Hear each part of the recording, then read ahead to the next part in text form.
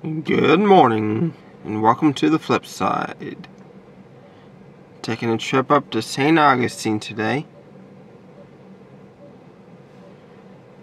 Checking out one of the oldest cities in America.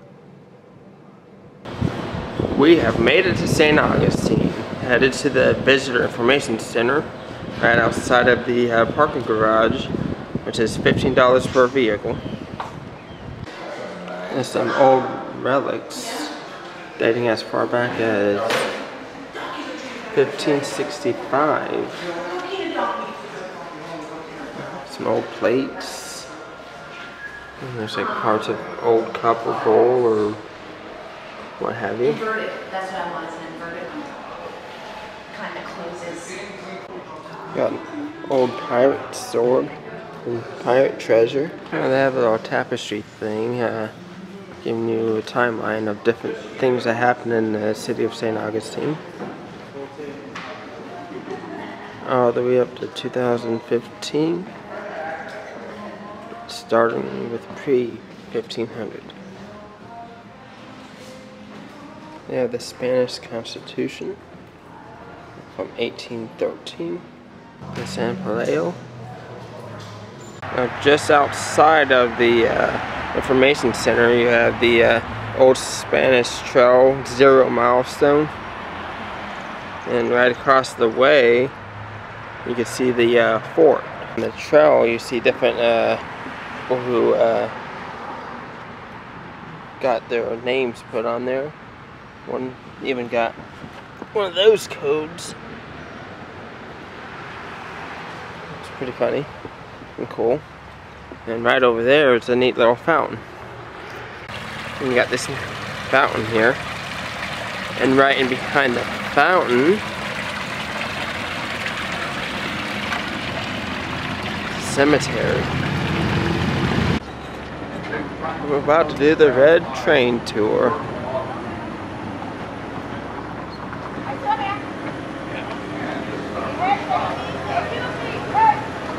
Right over here, folks.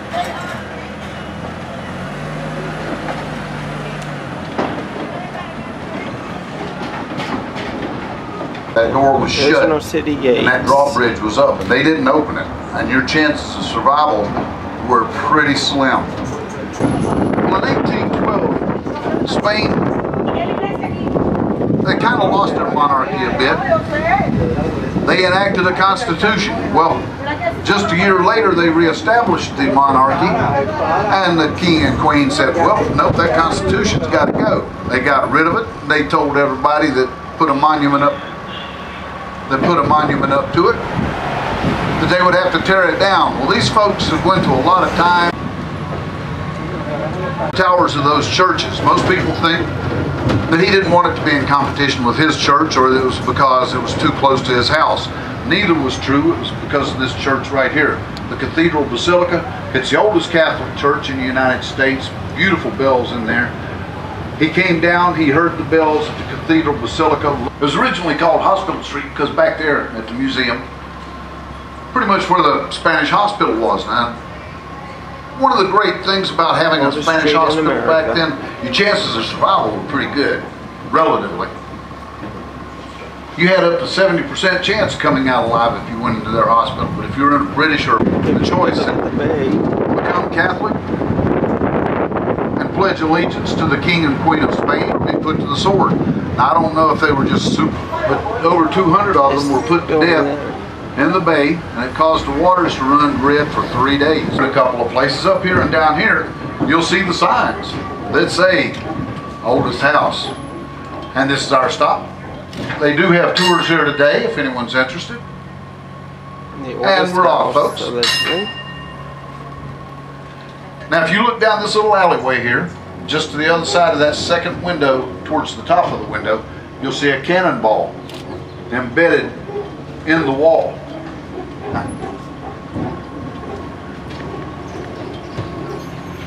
Lighthouse has what are called day markers. All lighthouses have a peculiar set, unique to each lighthouse. This is black and white, spiraling counterclockwise with a red top. They flash in a particular pattern. This one, every one different. This one has a solid light for 30 seconds. Well, after the 9th one was destroyed, it was determined they'd build one a little stronger. So they ferried from the island. They didn't have a bridge then. They had to ferry it either by barge or raft with a minimum estimate of 400,000 blocks of coquina to build this. Took over 20 years. It's 14 feet thick at the top, 35 feet thick at the bottom. They had it painted white with the corners red to emulate the flag you see right there, the Spanish flag that flies over it.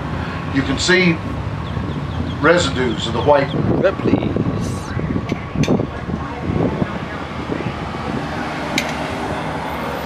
We'll check that out in a little while.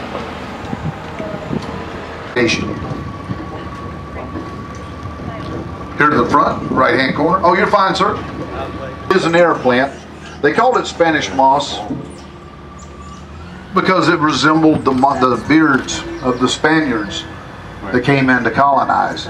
Now the second thing I want you to notice about Magnolia Street, it's not a magnolia on it. It's all live oak. Yeah, we're North Florida, so sometimes we get freezes, sometimes severe freezes. It killed all the magnolias we had here. They were replaced with something a bit more hardy. My personal favorite tree, the live oak. I've been a fine woodworker for nearly 50 years. Most of my mallets are made of live oak. And anybody with a little U.S. history behind them, you remember the USS Constitution, best known as Old Ironsides? It was built of live oak. It was so strong that the U.S. government decreed that we start planting live oak all through the South. Now you probably heard that bird cry just a minute ago. Ah! The city gates. On this Kubo line, there were 9 of these readouts, and we needed these desperately. You see, we brought in these big cannons, not like the ones on the ships. We needed something strong enough. Alright, in the corner of the lot at Ripley's, there's this giant Mustang made out of chrome car bumpers. They made it for the Denver Broncos for the Super Bowl. But guess what? That's not a Bronco, it's a Mustang. It gave them bad luck, allegedly. And they lost the Super Bowl. Right in front of Ripley's is a 4-room home carved inside a redwood tree. And you can enter this free of charge. Here we go. Their dining area, kitchen.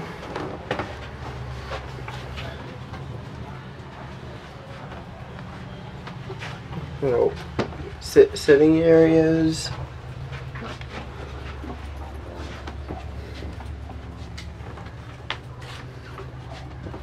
And then you got the bedroom.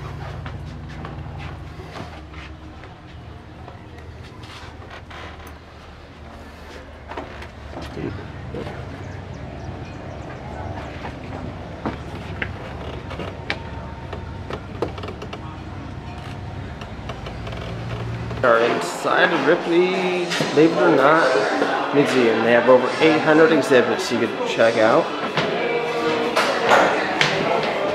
Jack Sparrow.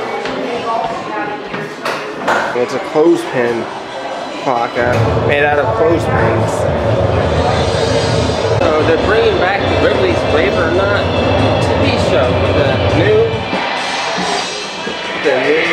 host. Oh, this is very cool. Very weird. It's like the ceiling's inclining and it's just getting smaller and smaller. Like, this room's kind of like Willy Wonka. Oh, you got some cool things up in here. It's like a landing pod.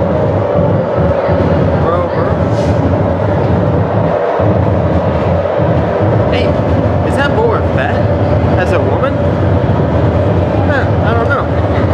This space station was made out of matchsticks. cool is that?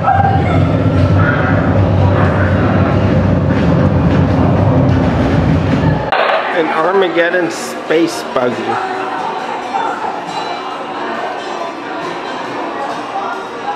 Used in the Armageddon movie. This is amazing to see. It's the ISS, the space shuttle. Yeah, these things were made out of the Erectosats. Crazy.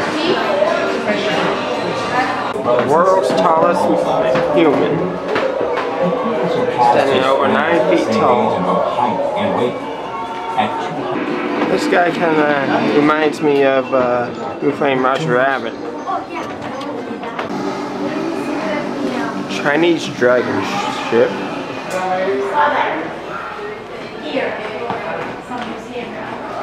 And this is the bone carving.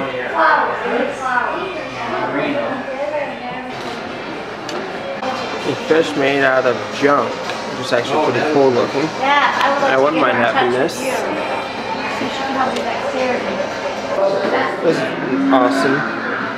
They built this out of different types of marbles and stones and rubies.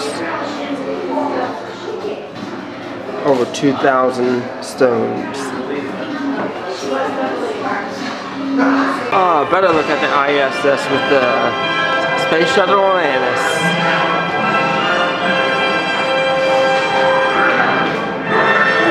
And there's the lunar module. Wow, this is amazing.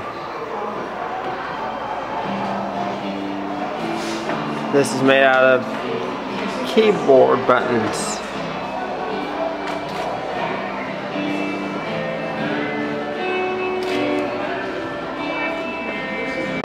Chewie, what are you doing here? C-3PO, you too? Who else? An Ant-At? Yep. This is cool. Made out of computer parts.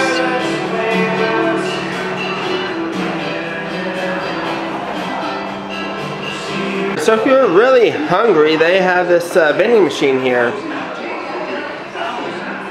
Get different types of bugs. Focus.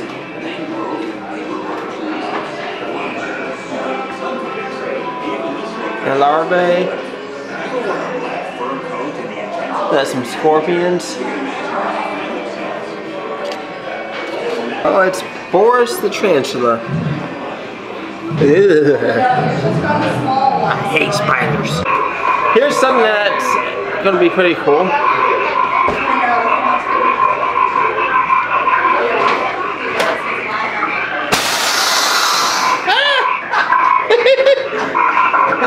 Lean forward. This thing leans forward, so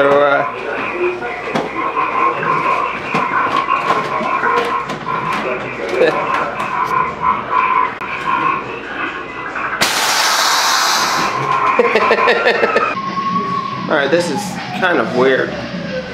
You see the lady there?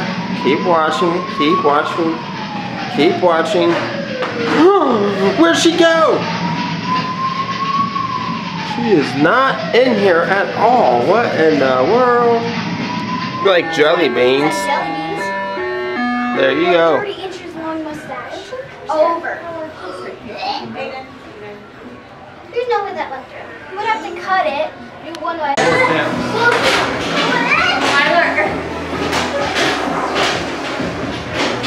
This is a very cool room. Called the Vortex.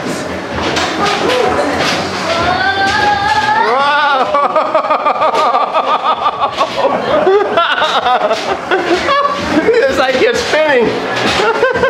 I don't like this at all.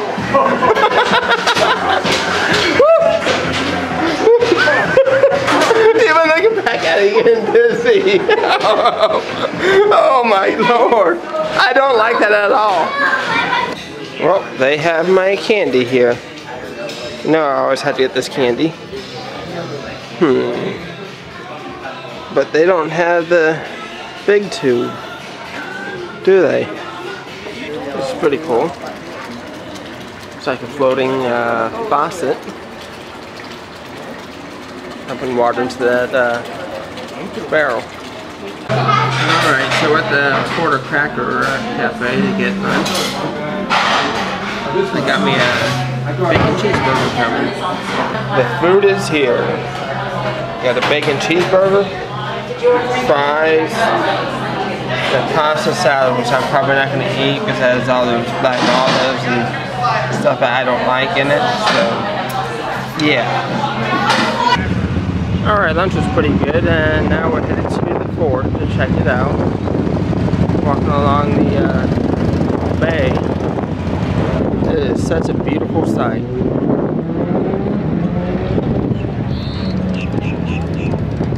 I feel like going swimming now.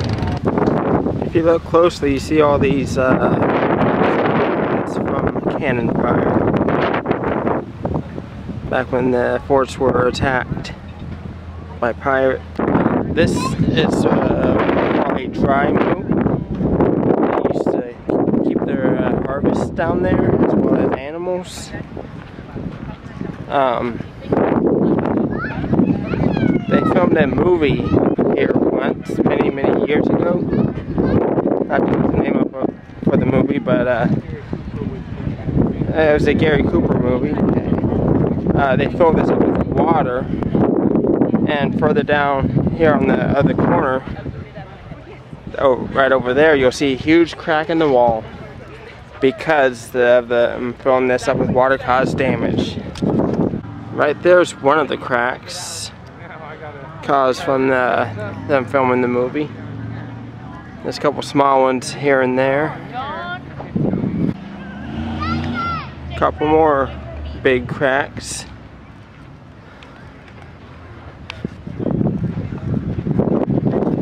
There's probably the biggest crack on this structure. All because they wanted to film a movie. They didn't know that this was a dry movie. Yeah, we are at the winery tasting tour. All different kinds of sweet wines that you could try.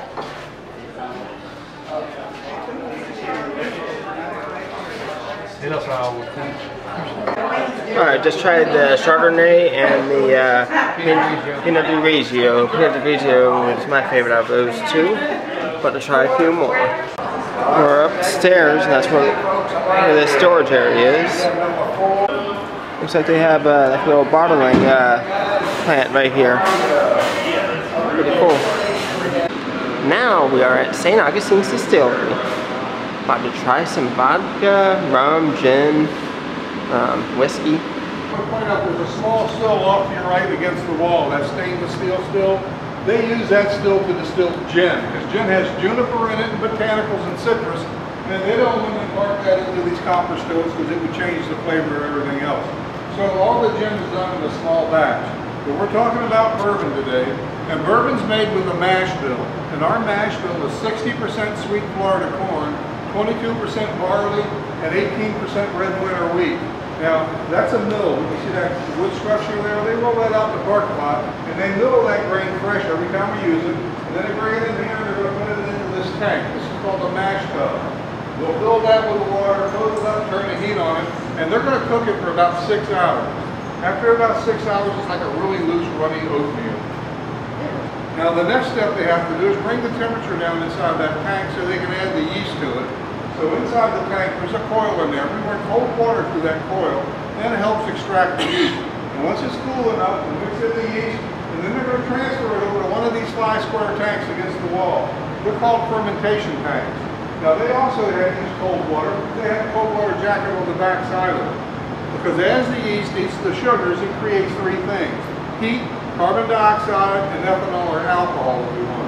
But it'll create so much heat that the yeast will actually kill itself if we don't keep cooling it down.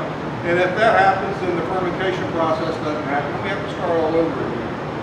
Now, all the other distilleries in the United States, they dump that water down the drain when they're finished with it. We don't do that here in North Florida because we don't have a lot of fresh water to waste. That's all clean water, but it's now hot water. So we pump it into a 500-gallon tank, We're going to put it on the inside next time as the cooking water.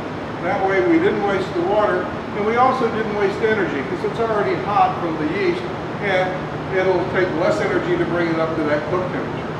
Now it's going to stay in these fermentation tanks 4 days. That's how long it takes the yeast to eat all the sugars and convert it into alcohol. And it's going to yield us about 18% alcohol. So we're going to take this transfer pump, and we're going to pump it over to this large 750-gallon stripping still to your right. They named that still Bessie. Now they're going to put it in there and close it up and turn the heat on it. And when it gets above 172 degrees, the alcohol in there is going to start to boil. They'll keep that temperature below 212 because that's where the water would boil. So only the alcohol is going to boil. It's going to turn into a vapor. It's going to go up the stack across the connecting pipe into that silver cylinder. That's a condenser. When it goes in there, it's going to cool it back down, it'll turn back into a liquid, and it's going to fill that tank in the back. Now when they finish that job, they're going to open that still up and let it cool off. That's what's going on with it now.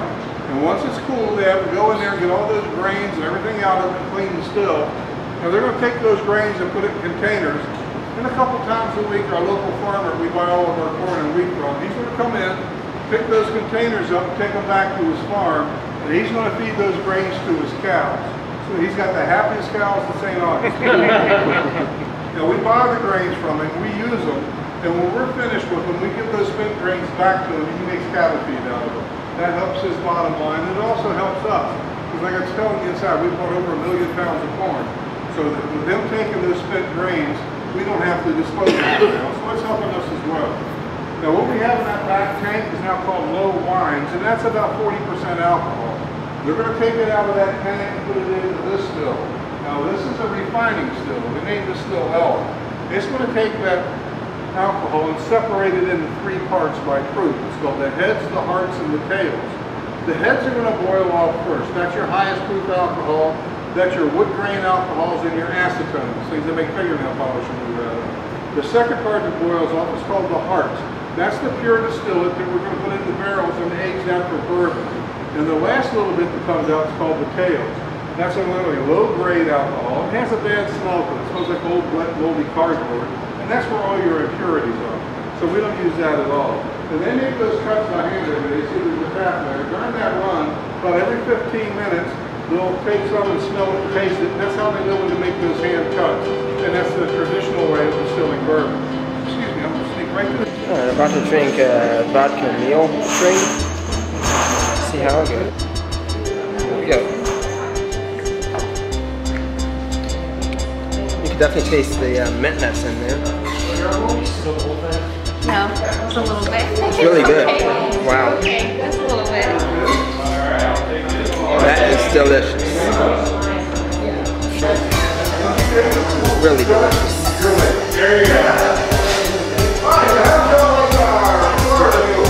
Woo! Made with that and some mint. Alright, I should get stop at the sweet spot and get this thing. The peanut butter cup. The peanut butter and chocolate ice cream. Chocolate cupcake, Reese's cup, Nutty Buddy bar, and a chocolate wafer. Some more topping. That's delicious.